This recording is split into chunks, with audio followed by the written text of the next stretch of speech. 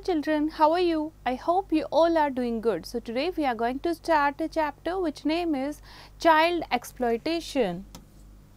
So in this chapter we will discuss about the child labor. You know, child labor and exploitations are the result of many factors including poverty. Which of these things you think is exploitation of children? Give reason.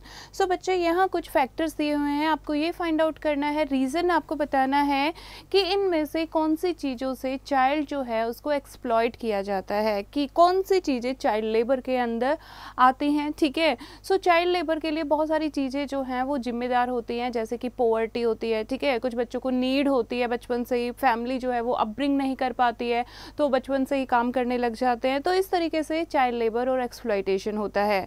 So read the first statement, that is children are working as professional actors in advertisement, television show और movies.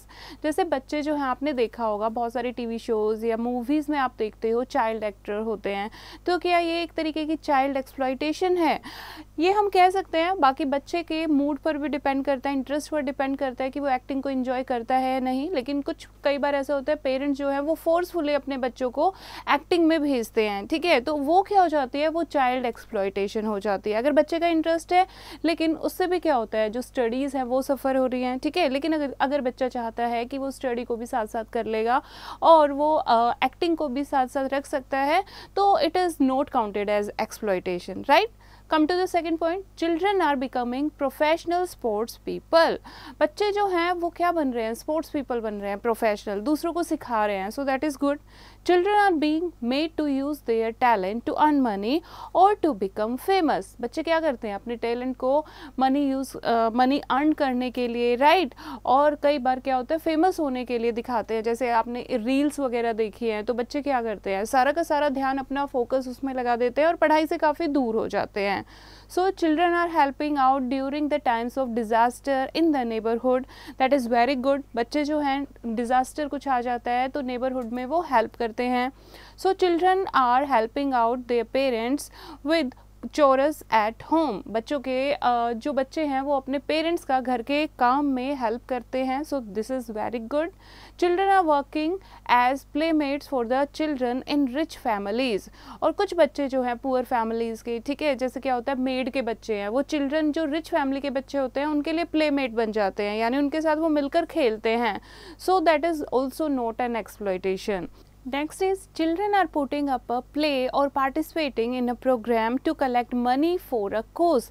किसी कारण के, ठीक है, बच्चे क्या करते हैं, बच्चे कोई प्ले करते हैं या किसी प्रोग्राम में पार्टिसिपेट करते हैं ताकि किसी कारण के लिए, यानी किसी की हेल्प करने के लिए या किसी और कारण के लिए वो मनी कलेक्ट करते हैं, so that is not a child exploitation, क्योंकि ये बच्चों की विल है, राइट।